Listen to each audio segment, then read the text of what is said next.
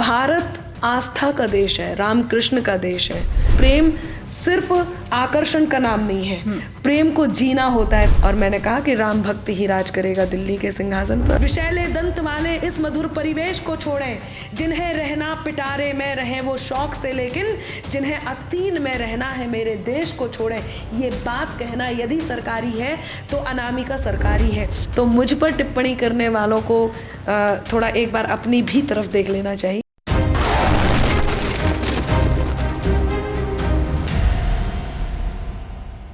उनमें रवानगी है, दीवानगी है, आत्मविश्वास है, कड़वी से कड़वी बात को प्यार से कहने का हुनर है। वो मेहनती हैं, बिना उफ किए 18-18 घंटे काम कर लेती हैं। एक पैर दिल्ली तो एक पैर बिहार में रख लेती हैं। अपनी मुस्कुराहट से बेगानों को अपना बना लेती हैं। सबसे बड़ी बात यह है कि सामान्य से परिवार और एक छोटे से ज़िले से उठकर उन्होंने एक ऐसी दुनिया में अपनी पहचान बनाई जो पूरी तरह से मर्दों की दुनिया मानी जाती थी, जहां महिलाएं एक फिलर का काम करती थीं। उत्तर प्रदेश में जब ये सवाल पूछा गया कि यूपी में काबा, तो उन्होंने जवाब दिया कि यूपी में बाबा बा। अब ये सवाल पूछा जाता है कि मंच पे केबा, तो कहा जाता है कि मंच पे अनामिका बा। तो वही अनामिका जयनंबर आज हमारे साथ मौजूद हैं हमारे स्टूडियो में। उनसे हम जानेंगे बहुत सारी बातें, उनकी पर्सनल लाइफ के बारे में, उनकी प्रोफेशनल लाइफ के बारे में, उनकी राजनीति पर उनके विचारों के बारे में, और साथ ही कुछ ऐसे मशहूर गानों के बारे में जो आजकल हर तरफ बज रहे हैं और उनकी चर्चा सब जगह हो रही है। बहुत स्वागत है अनामिका आपके हमारे स्टूडियो में। बहुत धन्यवाद। तो आगे बढ़ने से पहले आपकी प्यारी सी आवाज में हम एक गाना सुन लेते हैं जो आजकल सब जगह वो गाना बज रहा है। गाना तो बड़ा प्यारा है, बट आवाज़ कितनी प्यारी है ये तो आप लोग सुन के ही बताइएगा। तो माँ शारदे का बहुत धन्यवाद व्यक्त करती हूँ कि उन्होंने मेरी कलम से कुछ ऐसे शब्द लिखवा दिए जो लोगों की ज़ुबान पर हैं, दिल में हैं। तो आइए मैं अब अपनी ज़ुबान से आपके कानों तक पहुँचा देती हूँ।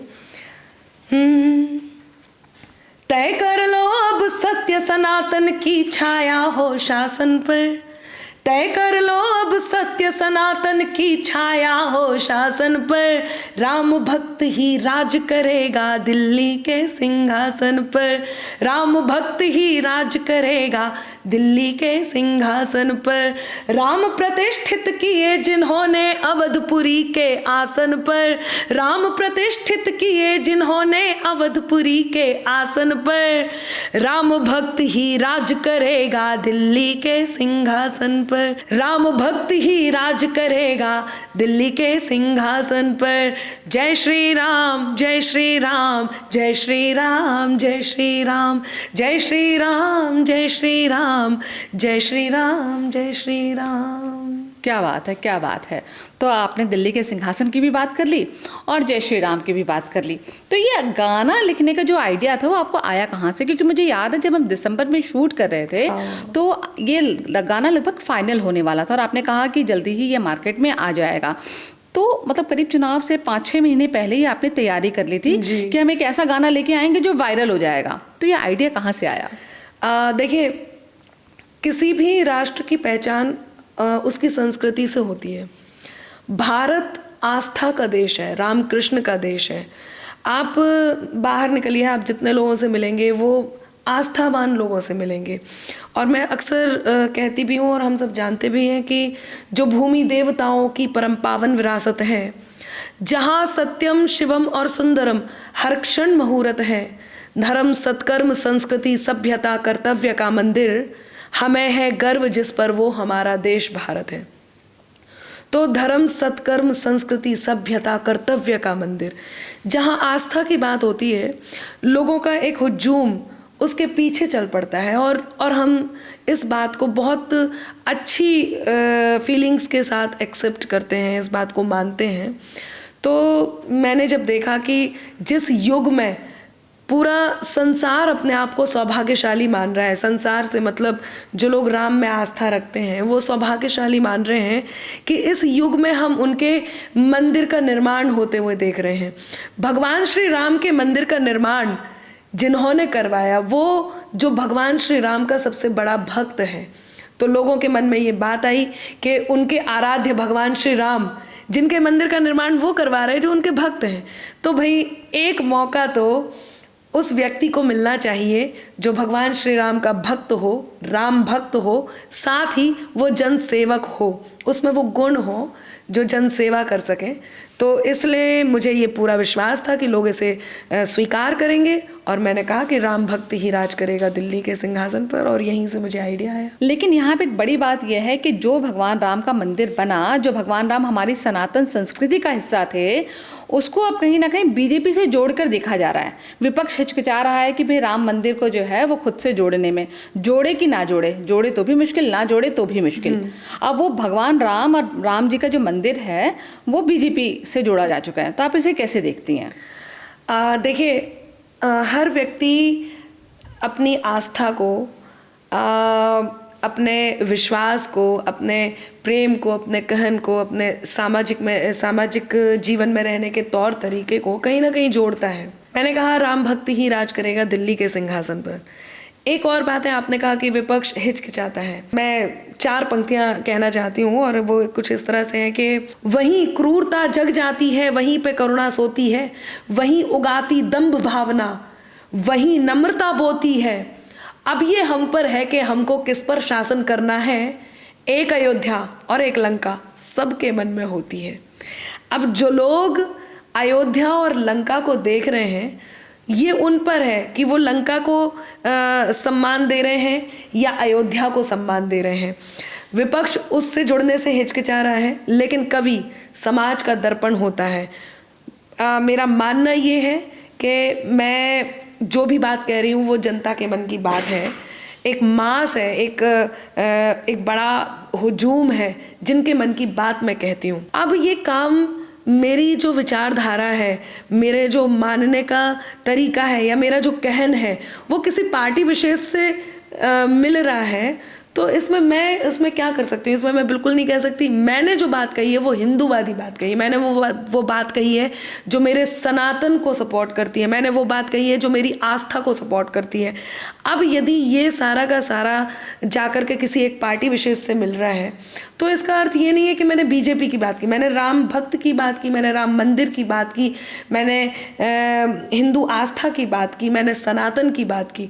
अब वो तो लोगों को देखने का नज़रिया है कि वो किस में देखते हैं, और इतना ही है तो विपक्ष भी राम भक्त हो जाए तो राम भक्ति ही राज कर लेगा।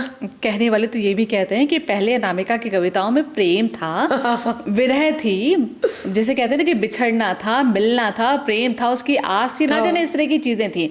अब वो डूब चुकी हैं। प्रेम तो है, लेकिन वो प्रेम जो है राम और सिया से जुड़ चुका है, कृष्ण से जुड़ चुका है। तो ये जो है ना, ये जो प्रेम में जो आप डूबी हैं, राम और सिया के जो प्रेम में डूबी हैं, ये अचानक से कैसे हुआ? वाह, इतनी अच्छी बात आपने कही है शांता जी। सबसे पहले तो मैं आपका इतना धन्यवाद करती हूँ, इसका कारण बताती हूँ धन्यवाद करने का। व्यक्ति पूरी जिंदगी तपस्या करता रहता है कि उसका जो प्रेम है वो पराकाष्ठा तक पहुँचे। आज भी जब आप सही प्रेम की, सत्य प्रेम की, जब आप उस प्रेम की जो मौलिक प्रेम है, जो प्रेम असली है, आज भी उसके उदाहरण श्री कृष्ण और राधा के प्रेम को देते हैं। आज भी उसके उदाहरण सिया राम को दिया जाता है। आज भी उसके उदाहरण जब हम प्रेम की पावनता तक पहुंचते हैं, और इसमें बहुत तपस्या करनी होती है। शुरुआती दौर में प्रथम दृष्टया में प्रेम केवल देखा, आकर्षण हुआ, उसको लोग प्रेम मानते हैं। लेकिन जो लोग प्रेम में विश्वास करते हैं वो आज भी यही कहते हैं कि प्रेम सिर्फ आकर्षण का नाम नहीं है। प्रेम को जीना होता है, प्रेम को आराध्य मानना होता है। ये जो आध्यात्मिक प्रेम है, हमें प्रेम की पराकाष्ठा के लिए, अंतिम अनुभूति जो होती है, वो प्रेम की पाने के लिए हमें वहां तक जाना होता है। और पवित्र प्रेम का उदाहरण मैंने जैसे कि बताया कि सिया राम को देते हैं, राधे कृष्ण को देते हैं, ये असली प्रेम है। तो देखा जाए तो मैंने तो वो काम बहुत जल्दी कर लिया है।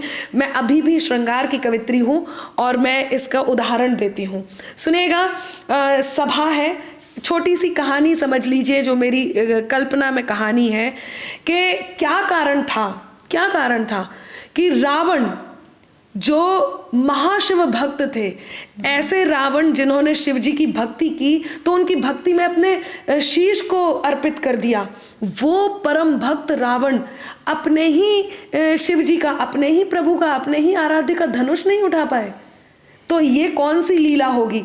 अब मैं यहाँ पर प्रेम लेके आती हूँ और आपके इस प्रश्न का सटीक उत्तर देती हूँ। देखिएगा कि एक दृश्य है, प्रभु श्री राम है वहाँ पर, उनकी सौम्यता है, लक्ष्मण का क्रोध है, परशुराम का महाक्रोध है, सभा है, सीता जी का स्वयंवर है, जनक जो उनके पिताजी हैं वो उनकी चिंता है, और रावण जो अपने ही प्रभु शिव जी का धनुष नहीं उठा पाते। प्रेम देखिएगा कि दिल में जगह नहीं थी बिल्कुल, हर धड़कन पर लिखे थे।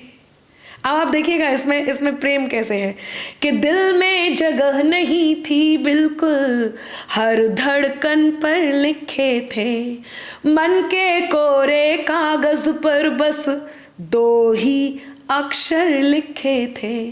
रावण से कैसे उठ जाता महाकाल का धनुष भला, रावण से कैसे उठ जाता महाकाल का धनुष भला, अगर सिया के भाग्य में अंबर केवल रघुवर लिखे थे, अगर सिया के भाग्य में अंबर केवल रघुवर लिखे थे।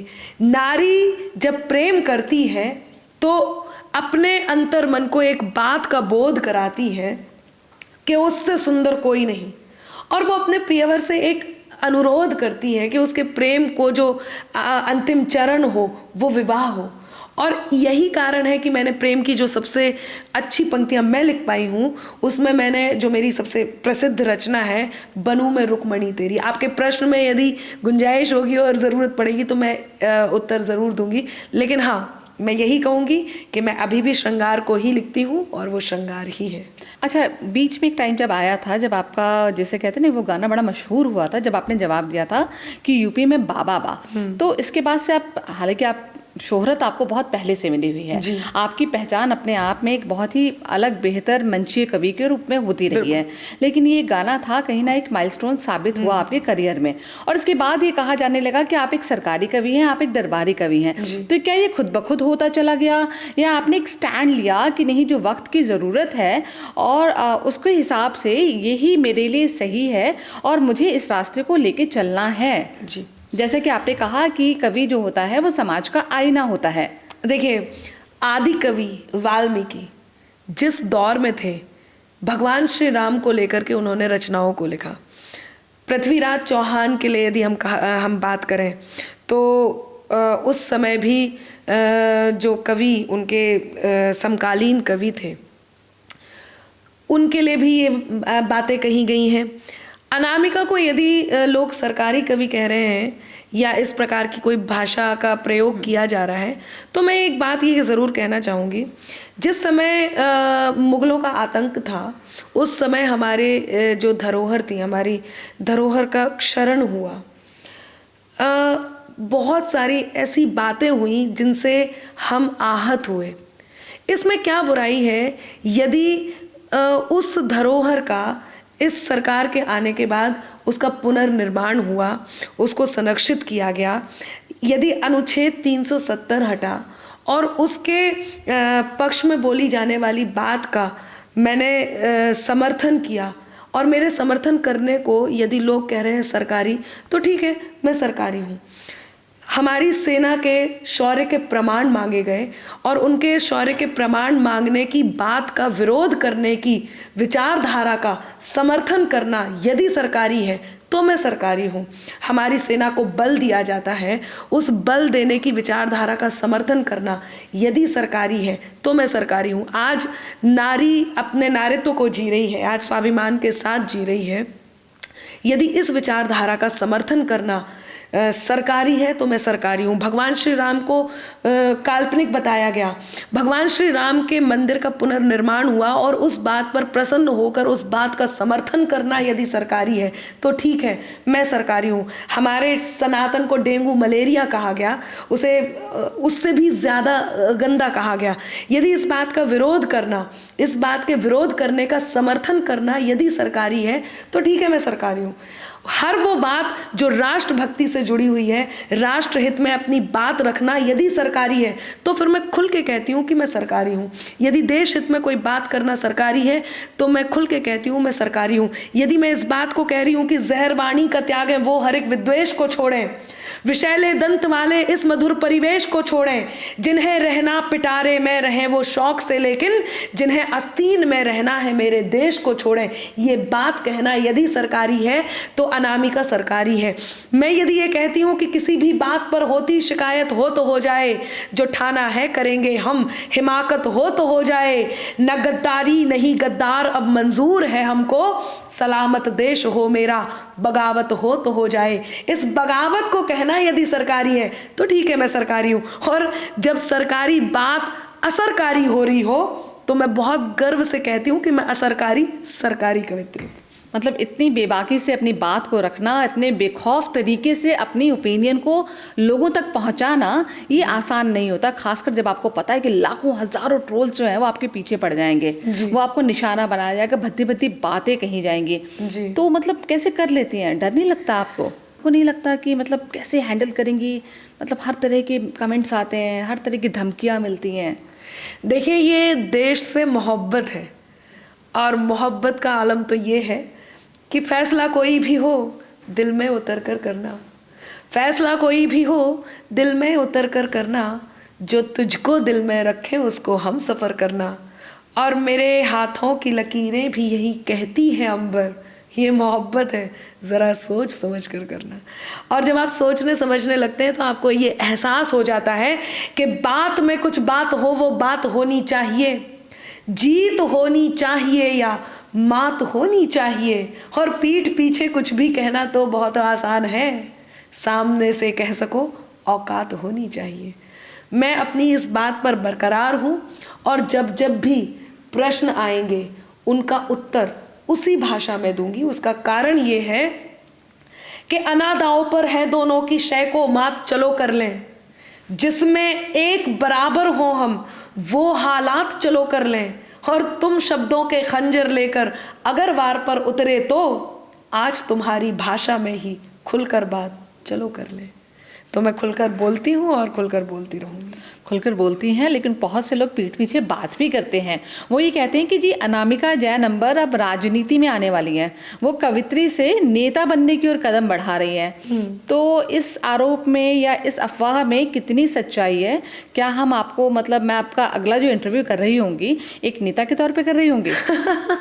देखिए, अब मुझे आपसे ये पूछना पड़ेगा कि मेरा आप कितने जल्दी कर रही हैं क्योंकि नेता बनने के लिए भी एक समय होता है, कुछ सालों का गैप होता है, अब कुछ कह नहीं सकते। लेकिन हाँ, मैंने अपने रास्ते बहुत कठिन भी चुने हैं और हर वो रास्ता चुना है जिसमें वही बात है कि लोगों ने मेरे से हमेशा पूछा, आपको डर नहीं लगता, आपको डर नहीं लगता? मैं राजनीति से परहेज नहीं करती हूँ और मुझे लगता है कि यदि मुझे अपनी बात करने के लिए, कई बार क्या होता है, मैं आपको एक बात बताती हूँ, एक एग्जाम्पल देती हूँ। वही बात एक साधारण व्यक्ति कह रहा है, वही बात, वही सटीक बात, वो बात बहुत अच्छी है, लेकिन एक साधारण व्यक्ति कह रहा है, लोग उसे कंसिडर नहीं करेंगे, उसे नहीं सुनेंगे। और वही बात कोई ऐसा व्यक्ति कह रहा है जिस व्यक्ति का व्यक्तित्व तो अपने आप में बड़ा है, जिस व्यक्ति के साथ उसके कई सालों का अनुभव खड़ा है, जो व्यक्ति पावरफुल है, जिस व्यक्ति में कुछ है, बिल्कुल वही बात यदि वो कहेगा तो उसको सुना जाएगा। इसका अर्थ ये है कि यदि आपके पास कोई बात है जो आप जनमानस तक पहुंचाना चाहते हैं तो इसका अर्थ ये है कि अब आपको उतनी मेहनत भी करनी होगी, आपको वो स्थान भी चुनना होगा। मतलब यदि हम ये माइक ना लगाएं तो मेरी आवाज़ वहाँ तक नहीं पहुँचेगी। तो अनामिका को यदि कोई ऐसी बात है जो पूरे देश तक पहुँचानी, दुनिया तक पहुँचानी है, तो पहले अनामिका को उस पोजीशन तक भी जाना होगा, उस स्थान तक जाना होगा। और यदि वो स्थान राजनीति है, वो पावर कि वहाँ से जाकर ही बात सुनी जाएगी, वहाँ वो चीज़ें होंगी, तब जाकर के लोगों तक मैं पहुँच पाऊँगी, या मैं उस सेवा को करने के लिए वहाँ तक जाना बहुत ज़रूरी है, तो हाँ मैं उस रास्ते को चुनूँगी। अब ये आप देख लीजिए कि अगला इंटरव्यू आप कब करने वाले हैं, तो मैं उसी हिसाब से, हो सकता है आपकी बात सही भी हो। लेकिन एक बात मैं ज़रूर कहूँगी शांता जी, अभी आपने कहा पीठ पीछे लोग बातें करते हैं, तो हर रास्ता कठिन होता है, और जो लोग पीछे बात करते हैं उनको एक सलाह ज़रूर देना चाहती हूँ कि कहाँ कहाँ तक जाती अंबर, आँखों की जद याद रहे। कहाँ कहाँ तक जाती अंबर, आँखों की जद याद रहे। ख्वाब भले दुनिया के घूमे, पर अपनी हद याद रहे। और सीढ़ी चढ़कर आसमान तक जाना बेहद मुश्किल है। सीढ़ी चढ़कर आसमान तक जाना बेहद मुश्किल है। तलब चांद की रखने वालों को अपना कद याद रहे। तलब चांद की रखने वालों को अपना कद याद रहे। तो मुझ पर टिप्पणी करने वालों को थोड़ा एक बार अपनी भी तरफ देख लेना चाहिए, बाकी तो दुनिया चली रही है। तो चलिए, टिप्पणी करने वाले अपनी देखिए, हम तो यही कामना करेंगे कि आपका जो अगला सफ़र है वो वहीं चांद तक पहुँचे और आप खूब कामयाबी हासिल करें।